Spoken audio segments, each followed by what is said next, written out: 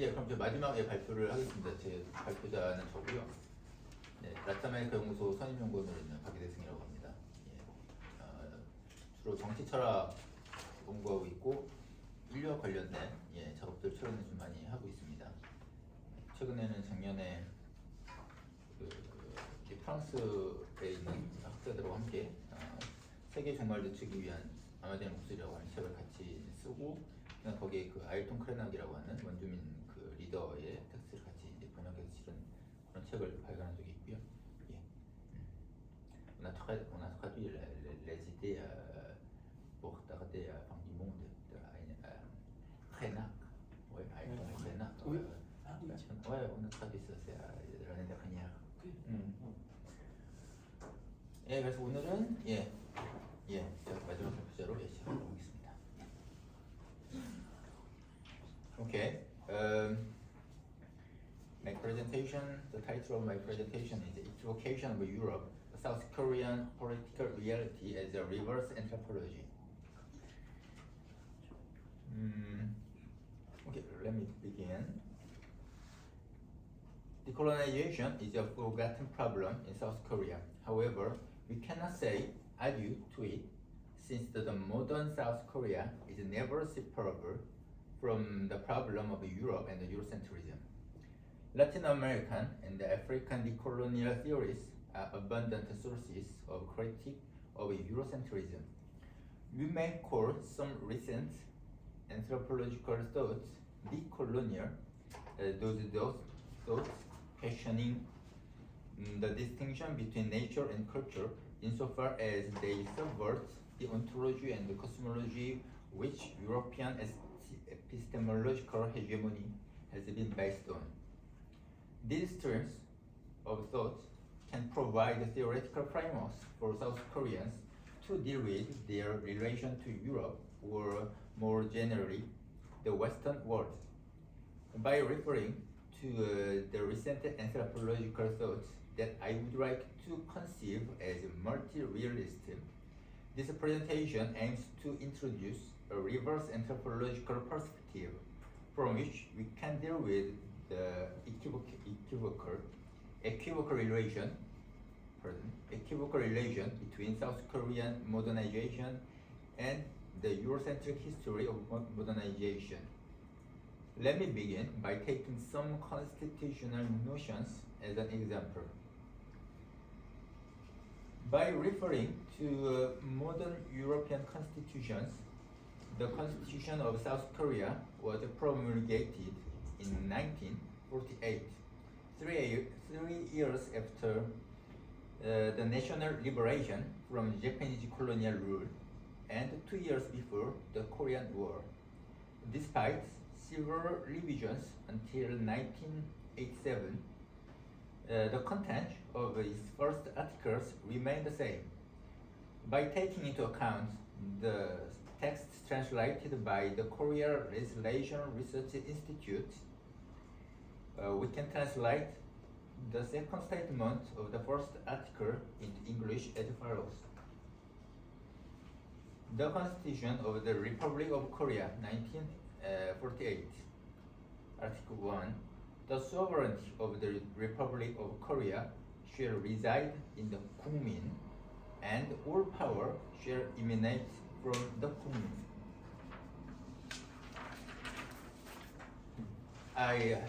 I did not translate the Korean term 국민 into English because the first problem I would like to pose in this presentation is the untranslatability of this term, which was adopted to refer to European notions of folk, people, or people.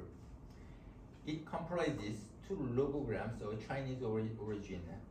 Ku means state, country, and nation.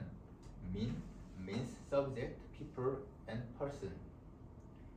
The statement quoted explicitly refers to European constitutions, especially Article 1 of the German Weimar Constitution and Article 3 of the French Declaration of Human and Civic Rights, 1789. Weimar Constitution, Article 1, the political power emanates from the people.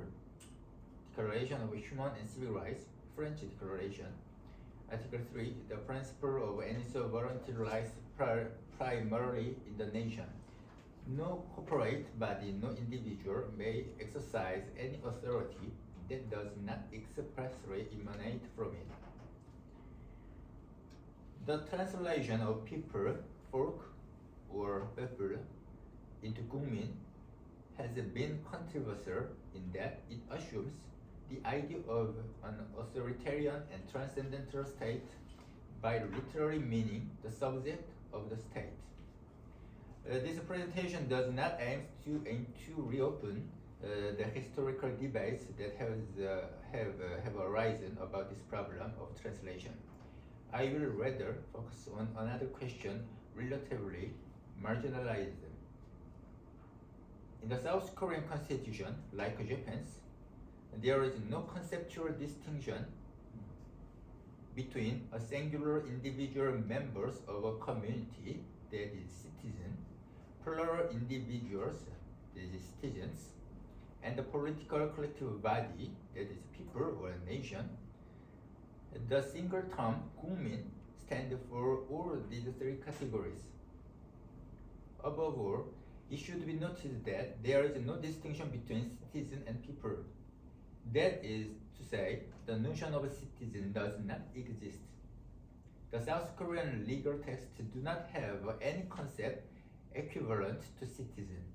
This word is usually translated into 시민, which means just a resident of a city, or in some contexts, a civic activist participating in political social movements. However, this Korean word does not exactly correspond to citizen as an individual member of a political community. That is what the Greek polites and the Latin word quis mean. So it is not unexpected that there are no standard Korean terms that are institutionalized to indicate civil rights, civic rights, right of citizen, and citizenship. And there are neither institutionalized knowledge about them. The absence of citizen explains some of the characteristics that determine the political in South Korea. Let us take an example. Since there is no distinction between citizens and people at the constitutional level, it is not possible to think about the Husorian question of a general will. How to constitute people's general will by citizens' particular wills. Needless to say, it is also not possible to think about democracy without this question. Fight against the second example. Fight against discrimination has never been considered a major political issue in this country. Equality and solidarity are rarely treated as fundamental principles of democracy. This is not just because American liberalism occupies the place of a hegemonic ideology, but more basically because we are not able to think about mutual relationship between citizens without the notions of citizen and citizenship. This is one of the reasons why gender equality is not even on a formal level recognized as a foundation of democracy. Thus, mentioning the word feminism became a taboo among the legislators. The South Korean legal system has peculiar laws that allow state institutions to infringe on fundamental human or civic rights without declaring a state of exception. For example, the controversial national security law in Korean, 국가보안법, strictly punished those who possess or circulates North Korean publications. Many lawsuits have been filed in the constitutional courts since 1991 against this law, whose articles have been criticized for infringing on human rights such as freedom of expression and freedom of conscience. We can find another example in the Infectious Disease Prevention and Control Law, which authorizes the government to widely collect private information without personal agreement to prevent infectious disease. Recently, a lawsuit was filed against this law that obviously infringes on the right of privacy. However, according to the Constitutional Court's decisions, these laws are all constitutional. It is not surprising that there are such legal means which violate constitutional rights. All states have various means to suspend their constitutions, that is, to declare a state of exception. Rather, the key point is that the two Korean laws mentioned above permanently exist without declaring a state of exception. That is to say, the Constitution and the laws denying the Constitution are both valid simultaneously, and that contradictory legal statements coexist. If we compare them with the state of health emergency in France, état d'urgence sanitaire, or National Emergencies Act in the US, their peculiarity will be clearly revealed.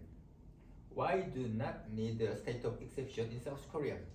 How is it possible that obviously unconstitutional legal statements are recognized as constitutional? What permits such a permanent contradiction? The legal usage of 국민 may explain that. The Constitutional Court most often relies on the magical formulas 국민's life and security, or common public interest. It is allowed to infringe on 국민's constitutional rights to secure 국민's interests. This is how 국민 perform its polysemic functions. This word makes an alternative symbolic order in which 국민 consumes parts of itself for the sustainability of itself.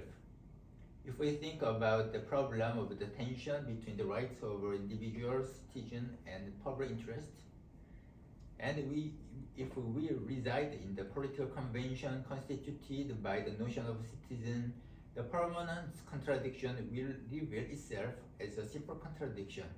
On the contrary, in the political convention constituted by 국민, the infringement on 국민's rights to secure 국민's interest is not contradictory, but recognized as self-defending, self-maintaining, or self-consuming acts. The notion of 국민, invented by amalgamating citizen and people into a single category, is just one of the indications that allows us to conceive the difference between modern Western politics and the political in South Korea. Yeah, I use the political. Yeah, the political in South Korea is not politics. Yeah, because I think there is not politics in South Korea. There is just the political. Yeah, in South Korea. We can derive a hypothetical remark from the preceding analysis. The South Korean political convention cannot be reduced to a part of the modern Western political convention, and different political realities are invented in these conventions. Let us suppose that there is no distinction between citizen and nation in the French Declaration of Human and Civil Rights, or no distinction between citizen and people in the German Weimar Constitution. That will make nonsense, and these texts will become grammatically unintelligible. if the concept of a citizen is removed from Western politics, then its political concepts and the realities will be totally transformed and become something else. The political convention constituted by 국민 cannot be understood in a Western convention and vice versa. This is a cultural difference in the strict sense of the term, which reminds us of the American anthropologist Roy Wagner's sentence. Their misunderstanding of me was not the same as my misunderstanding of them. It would be difficult to fully explain what I just called the political convention in this presentation. However, let me briefly explain this term by axiomatizing Wagner's symbolic conception of culture and suggesting some hypotheses to analyze the relationship between political conventions. 1. Every culture has its mode of conventional symbolization that separates two types of symbols. One is defined as symbols that stand for reference, and the other is defined as symbols that stand for themselves. 2. What Wagner means by the second type is a metaphor or trope. A metaphor is a differentiation act or an invention that subverts conventional usage of a symbol. What does such an act stand for? No other thing but the act itself. If a metaphor stands for another thing or a reference, it will no longer be a metaphor but revert to a conventional symbol. What we call reality is a set of metaphors. For example, every particular cow in reality is a metaphor to the extent that it is a computation or a subversion of the conventional usage of the symbol of cow, which connotes our ideal notion of cowness. Thus, reality is the realm of the particular events, incidents, or object. This realm is ordered by symbolic conventions and at the same time differentiates these conventions. 4. Since reality is a set of metaphors which differentiate conventional order, there is no universal reality that is the same in all cultures. Reality are created and invented in different ways according to cultures. At this point, we can see a common ontological perspective in Wagner's symbolic anthropology and Amerindian multinaturalism formulated by the Brazilian anthropologist Eduardo Viveiros de Castro. 5. We can constitute a theoretical framework to deal with the political with the help of Wagner's definition. Every political culture has its symbolic convention that builds a system of political symbols, words or images or so on, standing for reference by ordering the relation between symbols and reference. Political realities, acts, events, institutions, etc. are defined as differentiations of this political convention. 6. Differences between political conventions imply differences between political realities. This approach, which I would call a multi-realist, leads us to a strong denial of all types of conception of modernization that assume a single universal world, nature, history, cosmos, or reality.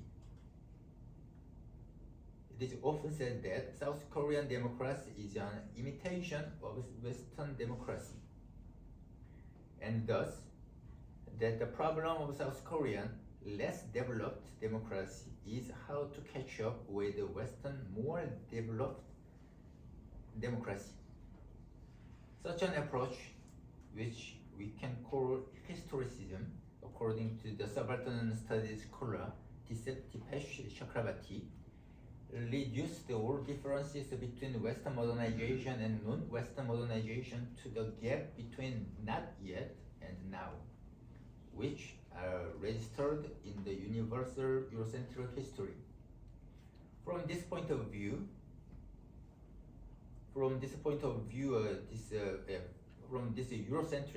view, the notion of 국민 would be just regarded as indicating a mistranslation of Western concepts or form of the lack or inadequacy.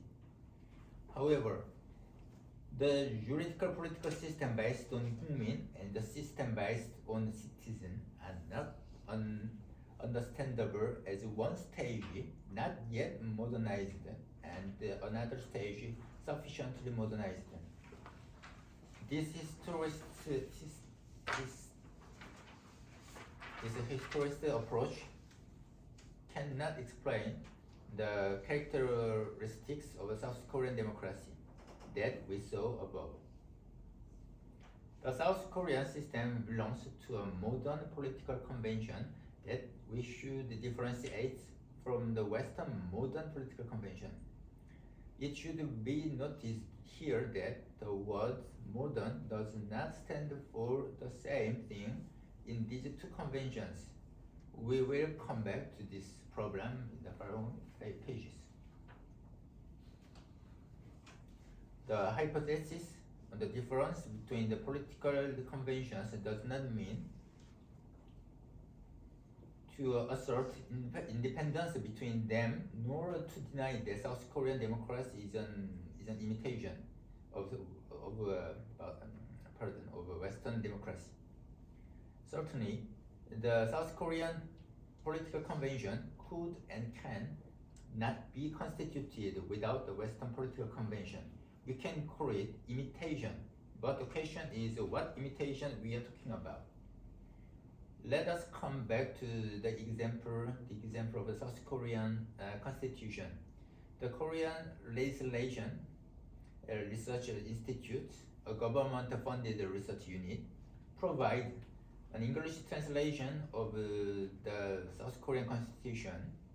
It is curious that citizen and people are clearly distinguished in this translation. Where does this distinction come from? Of course, it is not from the South Korean constitution, but from Western constitutional texts, which the South Korean constitution refers to. So, strictly speaking, the English translation of the South Korean constitution is a return to the original rather than a translation. When the constitution is applied in law courts, it is necessary to distinguish the two categories, citizen and people. Naturally, if an individual citizen as a right holder is mistaken for a sovereign political body, all legal discussions will become impossible. So, each peculiar juridical act needs an interpretation of the polysemic notion of 국민 to identify its meanings in a given context. Such an act must be based on the following principle: that a human or civic right is an entitlement of individuals, and that sovereignty emanates from a political collective. Where do these principles come from? Here again, they come from Western constitutions. The South Korean Convention has to refer to the Western Convention to perform its symbolizing functions. Like other non-Western societies, modernization in South Korea has been Westernization that was no other than a strategy to adapt to and resist the global environment dominated by Western imperial hegemony in the 90s and the 20th centuries. Almost all political concepts used today in East Asia are neologism produced from the exchanges with Western cultures. There is a wealth of South Korean and Japanese studies on this history of translation and neologisms. However, what East Asian modernization has made by the neologisms is not simply a series of new words. It has created and invented political conventions, realities, which are imitations and transformations of the Western convention.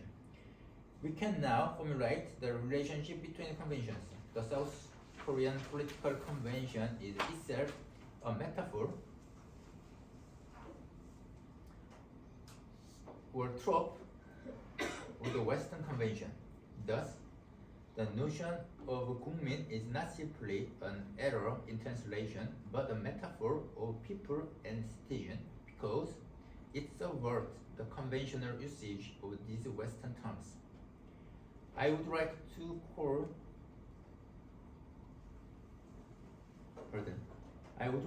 it a minoritarian convention in loose sense.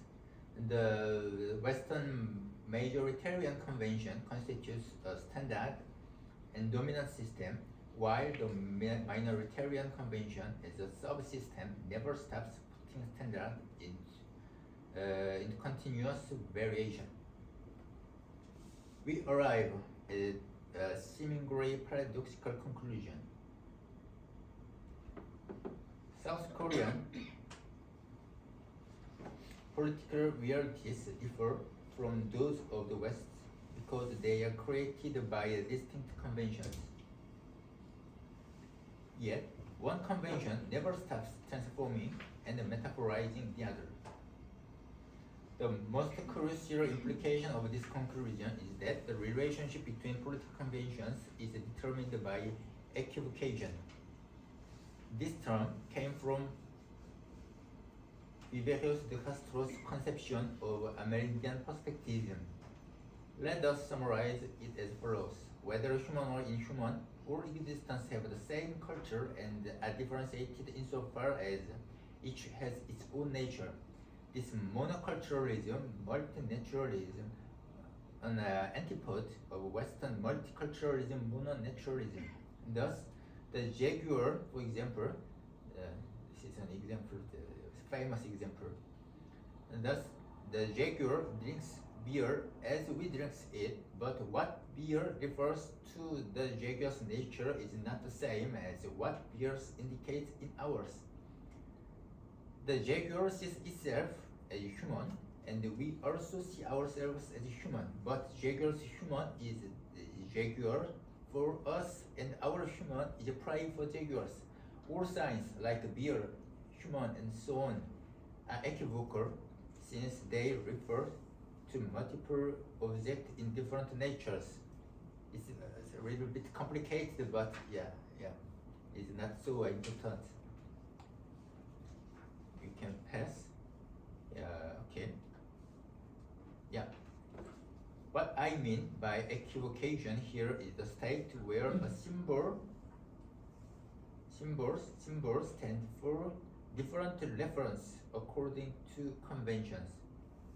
Inversely, the difference between conventions is also defined by equivocation. I said that the South Korean political convention differs from the Western convention. That is to say, for example, what democracy stands for is not the same thing in the two conventions. The Korean word 민주주의 is a neologism created by Japanese intellectuals in the 19th century to translate democracy.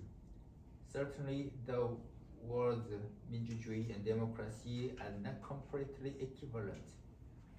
We can compare them and semiotically differentiate them. However, the semiotical differences are just some effect of the difference between political conventions and realities. 민주주의 is associated with 국민 in the South Korean convention, while democracy is defined by the notion of people and the citizen in the Western convention. The South Korean political realities are metaphors of the notion of 국민, which is itself a metaphor of people and citizen. So they are metaphors of metaphors, transformations of transformations, and imitations of imitations, namely simulacra.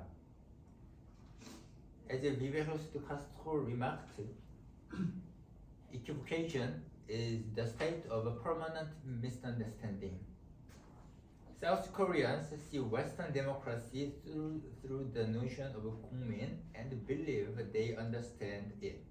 We can say the same thing about Westerners who believe they understand South Korean 민주주의 by Western political concepts.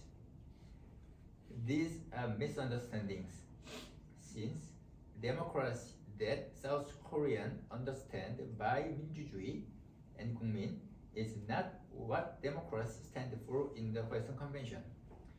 민주주의 that Westerners understand by democracy is not what 민주주의 stands for in South Korean Convention.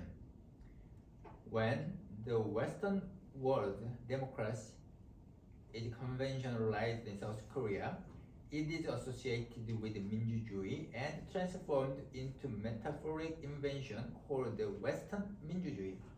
In short, understanding is an invention.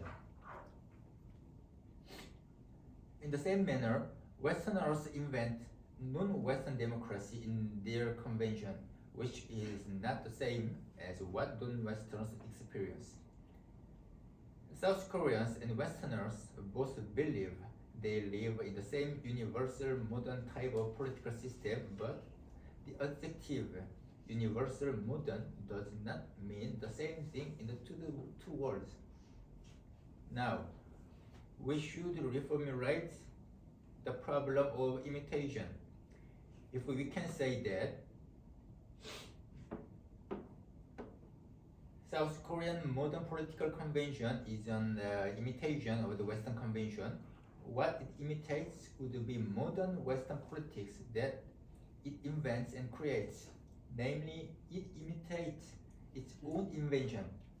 As mentioned, this convention as imitation has to refer to the Western convention to perform its functions. This referring means a new creation of Western politics and an imitation of it. The modern South Korean convention, which I just called the minoritarian, is defined as this continuous creation-imitation process.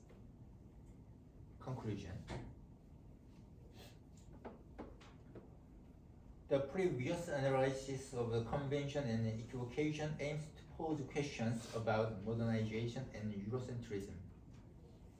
Europeans have been criticized for inventing Eurocentric representations of Asia, which assume the superiority of Europe over other worlds. Critique of such representations, which may have its archetype in Edward Said's Orientalism, is a kind of self-criticism of Western cultures by Westerners who attempt to reconstitute a post-colonial Western subjectivity. This type of critique locks itself into historical experiences specific to Westerners, so that non-Westerners are always hidden behind the scenes. It is necessary to see how non-Westerners have reacted to modern Western world and how they have created their anthropology of Western cultures, which I would like to call reverse anthropology by referring to Wagner. South Korean modernization is a paradoxical movement. On the one hand, this movement never stops transforming and creating the Western in the South Korean Convention. On the other hand, it imitates this Western which it has created. Let us approach the problem of modernization from from South Korean reverse anthropological perspective. We will then see that South Korean modern culture, or maybe all East Asian cultures, was inventing a kind of Occidentalism which Westerners, why Westerners were using Orientalism to form their identity. Certainly, such Occidentalism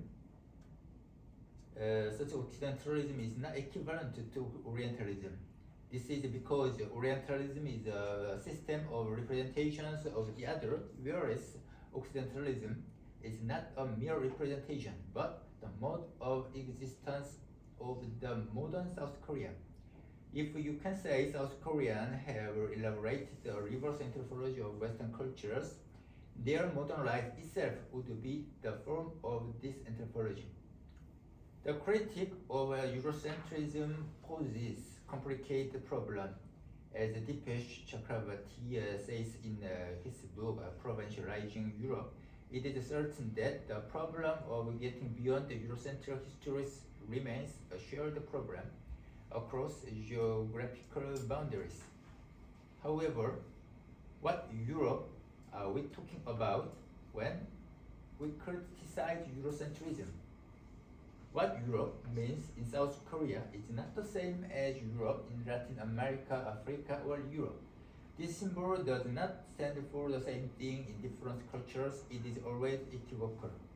According to Viveros de Castro, the first task that equivocal relationship imposes is not to lose sight of the difference hidden within the misreading homonyms. We have to be able to know a jaguar's beard is not the same as our beard. If not, the result may be fatal. It seems to me that the present chaotic political situation in South Korea is one of the fatal consequences of losing sight of the differences hidden with misreading symbols like Europe, democracy, modern politics, and so on. Thank you for your attention.